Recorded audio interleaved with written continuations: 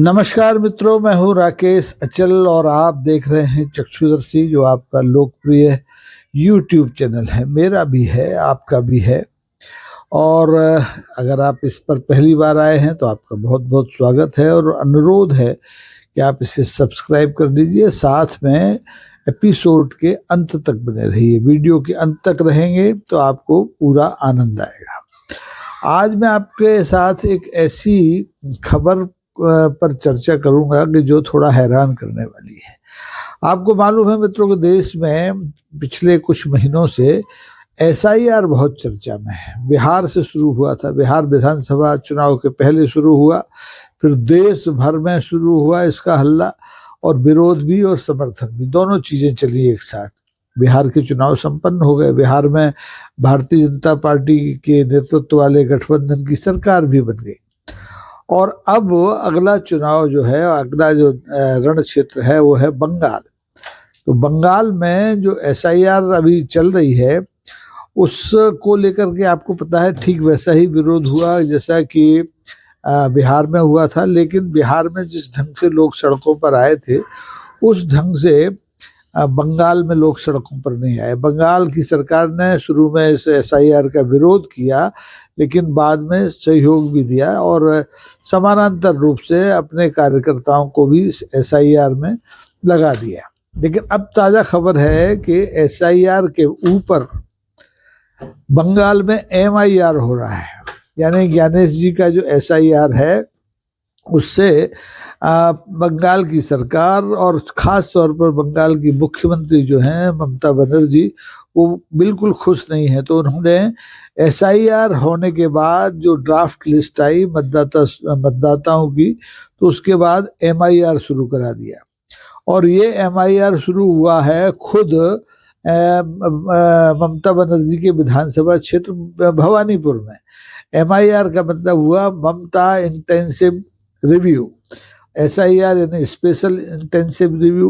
तो रिव्यू का रिव्यू अब ये बंगाल में पहली बार हो रहा है। अब देश के 12 राज्यों में SIR चल रहा है। तो अब देखना होगा कि और कौन कौन से राज्य की सरकारें SIR के ऊपर से फिर रिव्यू कराती हैं।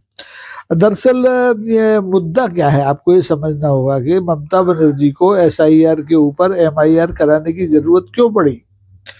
तो मुद्दा बड़ा दिलचस्प है कि जैसे ही SIR के बाद भवानीपुर विधानसभा सीट, जहां से खुद ममता बनर्जी विधानसभा का चुनाव लड़ती हैं, वहां की जो फाइनल जो ड्राफ्ट लिस्ट आई मतदाताओं की, उसमें से अचानक करीबन मेरे ख्याल से 45,000 से ज्यादा जो मतदाता थे वो गायब हो गए।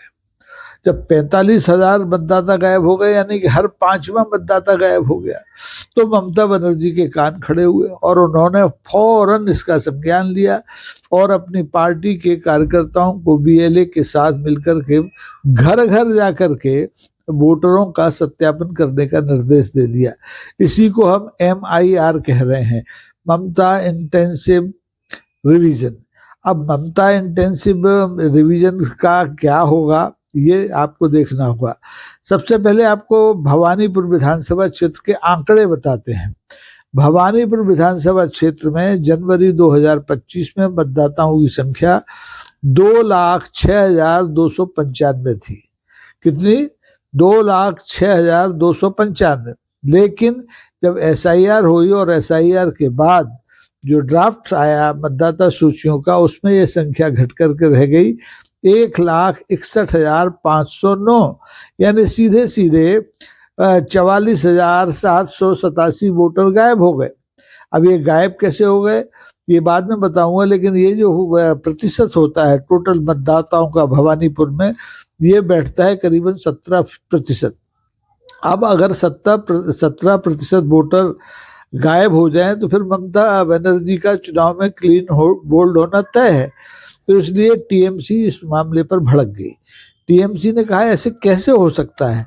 TMC का आरोप है कि SIR के तहत जो मतदाता हैं उन लोगों को मशीनरी ने या तो मृत बता दिया, या उन्हें स्थानांतरित बता दिया, या उन्हें गैर हाजिर बता दिया और वोटर लिस्ट से गायब कर दिया। यानी ये छोटी छोटी चीजें हैं कि अगर वो जिंदा हैं और उनका सत्यापन नहीं हुआ तो मृत बता दिए गए, अगर वो बाहर चले गए कभी किसी अस्थायी तौर पर तो उन्हें गायब कर दिया गया, और अगर उन्होंने फॉर्म भर के नहीं दिया तो भी उन्हें गायब मान लिया गया। इस हिसाब से 44-45 हजार मतदाता गायब हो गए। अब टीएमसी ने आदेश दिया है कि एक भी वैध वोटर भवानीपुर विधानसभा क्षेत्र में छूटना नहीं चाहिए, एक भी वैध वोटर नहीं छूटना चाहिए। इसके लिए अब टीएमसी क्या कर रही है कि जो ममता गवर्नमेंट है, ममता जी की जो सरकार है, वो भवानीपुर में घर घर अपने कार्यकर्ताओं को भेज करके मतदाताओं का सत्यापन करा रही है, और उसकी अपनी बीएलए की टीमें मैदान में उतारी जा चुकी हैं। खासतौर पर भवानीपुर का वार्ड 70, वार्ड 72 और वार्ड 77, इस पर खास तौर पर नजर है ममता सरकार की। यहाँ पर एमआईआर, एसआईआर पर एमआईआर का सारा जोर है, और दूसरा जो अल्पसंख्यक बहुल इलाका है उन पर भी घर घर जाकर के मतदाताओं का सत्यापन कराया जा रहा है। और खास तौर पर चौकसी अल्पसंख्यकों पे ही बरती जा रही, क्योंकि वही वोटर हैं ममता बनर्जी के, उनकी टीएमसी के। लेकिन अब मजे की बात देखिए कि ममता बनर्जी ने जब एसआईआर की एमआईआर कराने का आदेश दिया तो भारतीय जनता पार्टी कहती है कि ये ममता बनर्जी की घबराहट है। ममता बनर्जी घबरा रही हैं सत्ता जाने से, लेकिन ममता बनर्जी की पार्टी टीएमसी कहती है कि ये एक साजिश है। एक साजिश के तहत अगर एक मुख्यमंत्री के चुनाव क्षेत्र से 45 हजार वोटर हटाए जा सकते हैं तो पूरे प्रदेश का क्या हाल होगा। यानी अब एमआईआर की जरूरत केवल ममता बनर्जी के विधानसभा क्षेत्र भवानीपुर को नहीं है, बल्कि पूरे बंगाल को है। और इस हिसाब से पूरे बंगाल में कितने वोटर काटे गए होंगे इसका अंदाजा आप लगा सकते हैं। अब बंगाल में चुनाव से पहले वोटर नहीं गिने जा रहे हैं, बल्कि वोटरों की सांसें भी गिनी जा रही हैं कि कितने जिंदा हैं, कितने मर गए हैं। और अब आप ही ये तय कर सकते हैं कि ये चुनाव सुधार है एसआईआर या कुछ और है, और फिर एसआईआर पर एमआईआर जो हो रहा है इसका क्या असर पड़ेगा। अब आपको कुछ पिछले विधानसभा चुनावों के नतीजे आपको बता देता हूँ। 2016 में जब विधानसभा के चुनाव हुए थे तब सरकार टीएमसी की बनी थी। 294 सीटों में से 211 सीटें टीएमसी ने जीती थी, और टीएमसी यानी तृणमूल कांग्रेस का जो वोट प्रतिशत था वो 44.9 था। लेफ्ट फ्रंट को 2016 में 76 सीटें मिली थी, कांग्रेस को 44 सीटें मिली थी, और भारतीय जनता पार्टी मुश्किल से खाता खोल पाई थी, कुल 3 सीटें मिली थी। जैसे लोकसभा में 80-84 वाले में इनको वो 2 सीटें मिली थी, ऐसे ही बंगाल विधानसभा में 2016 के विधानसभा चुनाव में भारतीय जनता पार्टी को मात्र 3 सीटें मिली थी। लेकिन भारतीय जनता पार्टी का एकमात्र इरादा बंगाल को जीतने का था, इसलिए लगातार मेहनत की भारतीय जनता पार्टी ने। और 5 साल बाद जब 2021 में विधानसभा के चुनाव हुए तो भारतीय जनता पार्टी ने अप्रत्याशित छलांग लगाई। अप्रत्याशित छलांग कैसी लगाई कि ये जो ममता बनर्जी की पार्टी है टीएमसी, इसकी तो 211 से 213 सीटें हो गई, लेकिन जो बीजेपी थी जिसकी पिछले 2016 के चुनाव में मात्र 3 सीटें थी, उसकी सीटें बढ़कर के 77 हो गई। यानी उसने 74 सीटें जीत के कमाल कर दिया, चौंका दिया। और इस चुनाव में क्या हुआ 2021 के चुनाव में? 2021 के चुनाव में जो वामपंथी दल थे, जो कांग्रेस थी जिसके पास पिछले चुनाव में वामपंथियों पे 76 सीटें थी, कांग्रेस पे 44 सीटें थी, ये 0 पे आ गए। यानी भारतीय जनता पार्टी ने जो विपक्ष था, यानी कम्युनिस्ट पार्टियां और जो कांग्रेस थी, इन सबको का सफाया करके सारी सीटें जीत ली। यानी ममता बनर्जी का कोई खास नुकसान नहीं हुआ। ममता बनर्जी तो 2 सीटें और अतिरिक्त जीत गई, हालांकि जो उनका वोट प्रतिशत है वो भी बढ़ा। ममता बनर्जी घाटे में नहीं, भारतीय जनता पार्टी ने जो कुछ लूटा वो विपक्ष का लूटा। अब इस चुनाव में फिर 5 साल बाद 2026 में जो चुनाव होने वाले हैं, इसमें ये देखना है कि क्या भारतीय जनता पार्टी फिर से कोई करिश्मा करती है, क्या भारतीय जनता पार्टी अब चूंकि विपक्ष में और कोई तो है नहीं, कांग्रेस है नहीं, वामपंथी दल है नहीं, तो क्या सत्तारूढ़ टीएमसी की सीटों में सेंध लगा पाएगी भारतीय जनता पार्टी? क्या उसका वोट प्रतिशत बढ़ेगा?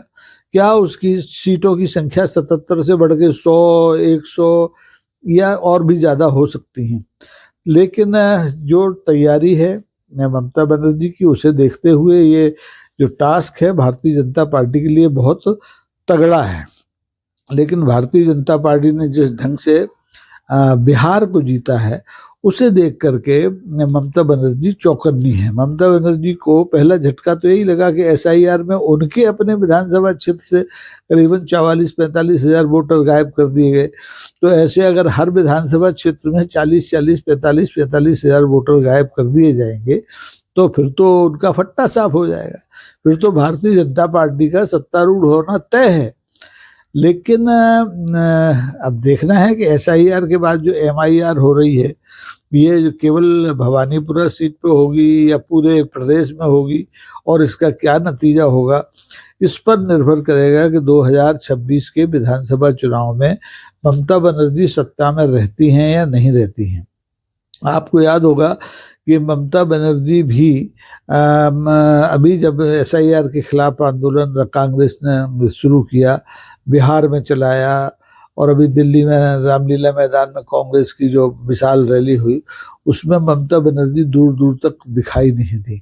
हालांकि वो खिलाफ थी एसआईआर के, लेकिन वो बिहार में गई नहीं। तो अब ये स्थिति है कि बिहार में कांग्रेस भी जाकर क्या कर लेगी, क्योंकि वहाँ कांग्रेस का और वामपंथी दलों का तो अब वोट प्रतिशत 2, 3, 4 से ज्यादा है नहीं, तो उसकी भूमिका क्या होगी। अब सवाल ये है कि ममता बनर्जी को सत्ता में बनाए रखने के लिए जो विपक्षी दल हैं वो कितने सहयोगी हो सकते हैं। क्या वो भारतीय जनता पार्टी के वोट बैंक में सेंध लगा सकते हैं? क्या उसकी बढ़त जो 2016 में 3 थी और 2021 में 77 हो गई, उसे 2026 में 100 के पार जाने से रोक सकते हैं, या सत्ता के करीब जाने से रोक सकते हैं? तो ये तमाम सारे प्रश्न हैं, अनुत्तरित हैं, और इनका उत्तर तभी मिलेगा जब एसआईआर के बाद अंतिम जो मतदाता सूची है वो सामने आएगी। और अभी तक देश में मतदाता सूचियों में मतदाताओं के नाम जुड़ते थे, कटते नहीं थे, लेकिन अब कट रहे हैं। अभी जो 3-4 राज्यों के आंकड़े आए हैं और 2-3 केंद्र शासित क्षेत्रों के, वहां भी मतदाताओं के नाम बढ़े नहीं हैं, घटे हैं। तो ये कैसे हो रहा है, ये कुछ समझ में नहीं आ रहा है। अगर ये मतदाता सूचियों में गड़बड़ी है, तो फिर तो ये मानना पड़ेगा कि जो पिछला आम चुनाव हुआ है लोकसभा का, उसमें भी जो एक तरह से अतिरिक्त मतदाता जोड़े गए थे, उनकी वजह से भारतीय जनता पार्टी सत्ता में आई, भले ही बैसाखियों के सहारे आई, लेकिन विधानसभाओं में जो स्थिति है वो चौंकाने वाली है। तो अब सबकी नज़र इस समय बंगाल पर लगी है, ममता बनर्जी पर लगी है, ममता बनर्जी के विधानसभा क्षेत्र भवानीपुर पर लगी है। तब देखना है कि भवानी ममता बनर्जी पर प्रसन्न होती हैं या नहीं होती हैं, क्योंकि भारतीय जनता पार्टी तो येन केन प्रकारेण साम दाम दंड भेद इस बार बंगाल जीतना चाहती है। बंगाल उसका एक दिवा स्वप्न है, बंगाल में शासन करना। तो देखते रहिए, दिन करीब हैं और हर दिन कुछ नई कहानी बनेगी। एसआईआर के ऊपर एमआईआर, एमआईआर के ऊपर कुछ और कुछ और कुछ और। तो आज के लिए बस इतना ही। आपको ये एपिसोड कैसा लगा जरूर बताइए, और अगर आपको लगता है कि ये आपके मित्र भी इससे अवगत हो तो उन्हें शेयर कीजिए। अच्छा लगा है लाइक कीजिए, लेकिन कुछ न कीजिए तो प्रतिक्रिया जरूर दीजिए कि क्या एसआईआर के ऊपर एमआईआर से बंगाल का परिदृश्य बदलेगा। आज के लिए इतना ही। धन्यवाद, नमस्कार, जय हिंद।